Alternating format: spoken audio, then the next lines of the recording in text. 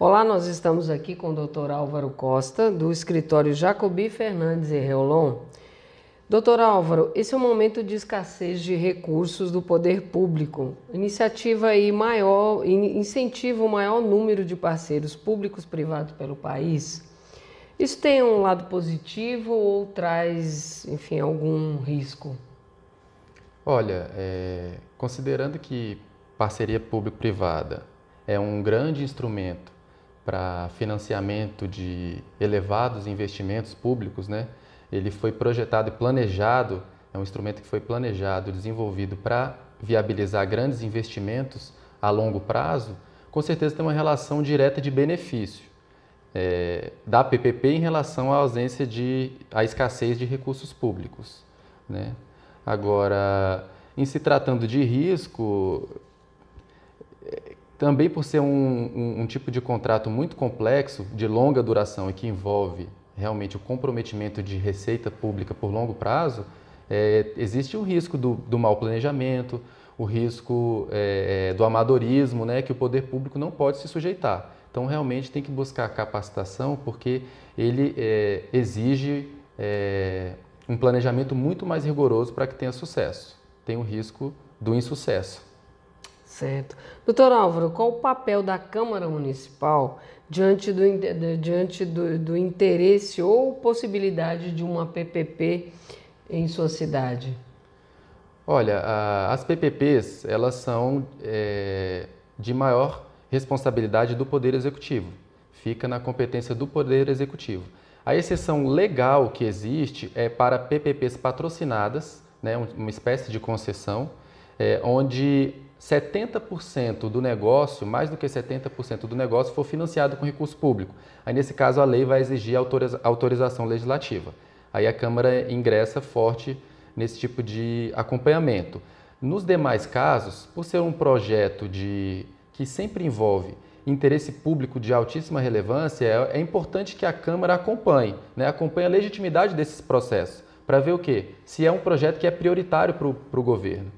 Isso é importante, que as câmaras acompanhem para verificar se o projeto que está sendo lançado é realmente de relevância para a sociedade. Doutor Álvaro, quais os principais cuidados, né, para uma licitação de PPP transparente e ética?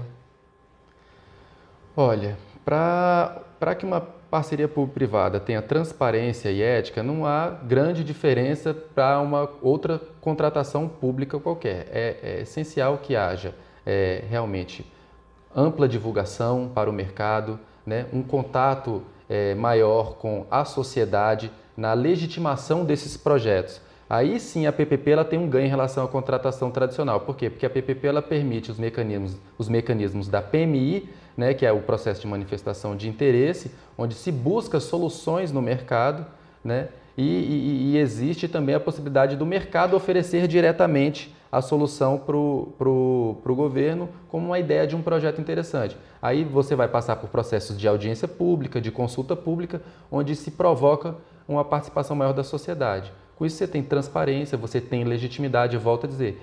Uma PPP é um projeto que compromete recursos públicos por longo prazo. Então tem que ser um projeto de interesse da sociedade, prioritário, porque a gente não pode imaginar que a PPP vai resolver todos os problemas do governo, porque você tem uma capacidade de financiamento para 10, 20 anos, o município vai ter uma capacidade de endividamento, digamos assim, nesse período. Então, se ele cria várias PPPs que não são prioritárias, quando surgir uma necessidade prioritária, não vai ter recurso para fazer uma parceria público-privada, uma concessão que seja. Doutor Álvaro, e a fiscalização do andamento, prestação de contas, como estão preparados tecnicamente os tribunais, né? Os tribunais de conta para lidar com essa fiscalização? O senhor acha que, enfim, os tribunais de contas estão preparados para lidar com essa fiscalização? Os tribunais de contas têm demonstrado interesse no acompanhamento e também têm buscado capacitação. É interessante que a gente vê que muitas vezes o controlador está mais preparado do que o agente público que é responsável pela condução do processo. E nesses casos, por exemplo, a gente vê iniciativas do Tribunal de Contas da União, que tem uma resolução própria para acompanhamento de todas as fases da parceria público-privada, né? Tem o Tribunal de Contas do Distrito Federal, outros tribunais de contas estaduais também têm adotado essa prática de acompanhar o projeto desde o início, fazer análises para dar uma maior segurança. Então, eu acredito que sim, que eles, se não estão 100% preparados, mas estão bem encaminhados. O corpo técnico deles está bem, está Os tribunais têm criado secretarias específicas com pessoas para cuidar disso, para estruturar. O Tribunal de Contas da União é exemplo disso, por exemplo, tem a Secretaria das Desestatizações, que acompanha todos os processos. Então, é um pessoal qualificado. E os tribunais dos estados, doutor Álvaro? Os tribunais de justiça? Não, os tribunais de contas dos estados. Pois é, os tribunais de contas dos estados têm seguido o mesmo modelo. Eu não posso falar de todos, porque eu não tenho conhecimento de todos os tribunais, mas alguns a gente vê que sim, o Tribunal de Contas do Distrito Federal tem essa postura, o Tribunal de Contas de Minas Gerais também, da Bahia, né? Então, sim, alguns têm, agora eu não posso garantir todos. Uhum. Doutor Álvaro, no campo municipal, as prefeituras, e a gente está aqui falando de corpo técnico, as prefeituras têm um corpo técnico preparado para a elaboração das propostas de PPA, de PPP? Quais são as áreas mais em vistas, né, a serem objetos de PPP nas cidades? Os municípios, eles terão que buscar uma intimidade muito grande com o modelo da PPP.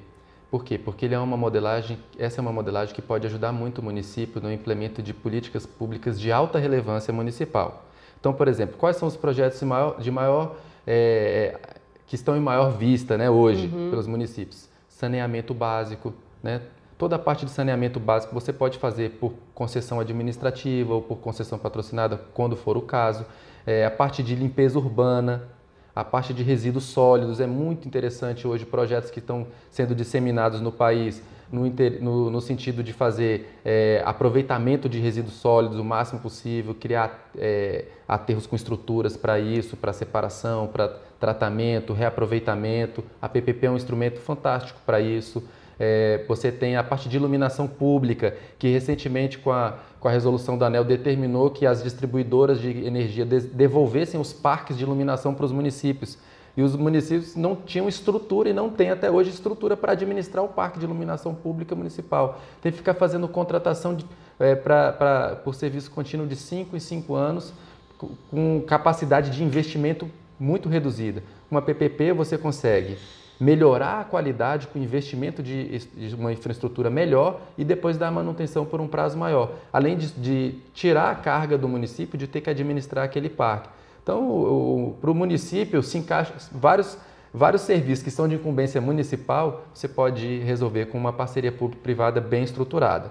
Quanto ao corpo técnico das prefeituras, a gente vê que tem sido buscado pelas prefeituras capacitar os seus servidores, mas a gente sempre ressalta a importância das consultorias na concepção de um projeto desse, porque é um projeto de extrema complexidade e não envolve apenas um tipo de conhecimento. Para montar um projeto de PPP, tem uma interdisciplinariedade enorme. Então, por exemplo, você tem que ter um especialista econômico-financeiro, um advogado especialista em direito tributário, um advogado especialista em direito administrativo, direito empresarial. Então, envolve contadores, envolve engenheiros, dependendo da área, resíduos sólidos, um ambientalista, Então, dependendo da área, envolve uma equipe dinâmica muito grande. Para outro projeto, é outra equipe. Então, para capacitar esse tipo de profissionais, demanda uma estrutura muito grande, muito cara para o município, que pode não valer a pena. Então, o que a gente acredita? Que o ideal é que se criem equipes fixas, menores, com um bom domínio do assunto, mas principalmente que se busque o apoio de consultorias especializadas. E aí não só o mercado tem oferecido, né? Mas instituições sérias que querem ver o desenvolvimento nacional têm apoiado isso. O caso do Banco Mundial, que tem vários projetos nesse sentido, financiando consultoria para projetos importantes. O BNDES também é um outro bom exemplo. Para a gente finalizar, doutor Álvaro, o senhor podia dar um exemplo para as pessoas, enfim, que estão acompanhando o pró-legislativo de outros municípios? Não necessariamente aqui do DF, mas um projeto aqui, uma união aí do Distrito Federal, uma parceria público-privada. O senhor estava falando para nós aí no início de um projeto que está parado aqui no DF, por exemplo, o Estádio Nacional. O senhor podia dar esse exemplo para a gente? Como é que vai andar, né, agora o Estádio Nacional Mané Garrincha com a parceria público-privada? Sim, o projeto o Distrito Federal está com bons projetos, né, hoje de parceria, mas aí nós estamos falando de parcerias diferenciadas com o setor privado, não só PPP. Tem concessões de uso, outros tipos de modelo, que é o caso do estádio. O estádio é um projeto muito bonito, né, vai aproveitar uma estrutura que foi construída, que hoje não tem dado retorno para o governo, e a ideia é que passe a dar um retorno para o governo e principalmente um retorno para a sociedade, né? A população de Brasília merece que ali aquele espaço tão bonito seja aproveitado comercialmente melhor, que o estádio também ofereça bons jogos, que aquele complexo esportivo seja devolvido para a sociedade com a qualidade que ela merece, né? Esse projeto ele foi feito por uma PMI, uma manifestação de interesse, né? Virou uma licitação, teve a licitação hoje e hoje está em via de conclusão essa licitação, o contrato para ser assinado, né? Todo mundo aqui de Brasília e quem acompanha os projetos está de olho nesse projeto aí, porque tem uma grande expectativa que ele possa dar um bom retorno. Ou seja, é um projeto que pode ser levado para outros municípios, doutor Álvaro, para outras regiões, beneficiando a população, claro. Sim, com certeza. A gente sempre que tem oportunidade em algum congresso que está participando, de conversar com pessoas de prefeituras, né, ou até mesmo de secretarias estaduais, a gente sempre tem falado dessas modelagens, né? Uma modelagem, existe vários modelos hoje para a gente implementar, né, de negócio. Então você faz uma concessão de uso, você entrega uma área para o particular, para ele explorar aquela área comercialmente, ainda divide a receita com o Estado, né, ou uma própria parceria público-privada. Então tem vários modelos que a gente pode fazer para parques, né? São Paulo agora acabou de divulgar essa semana, né, que está fazendo a licitação de fazer a concessão do parque. Então, assim, do maior parque, o maior zoológico, acho que é o maior zoológico. Então, assim, a criatividade hoje é necessária devido à escassez de recursos públicos. A gente tem que aproveitar esse momento para estimular o desenvolvimento de novas soluções e que podem emplacar grandes produtos aí para a sociedade. Doutor Álvaro Costa, do escritório Jacobi Fernandes e Rolon, muito obrigada por receber a equipe do Pró Legislativo. Obrigado, senhora.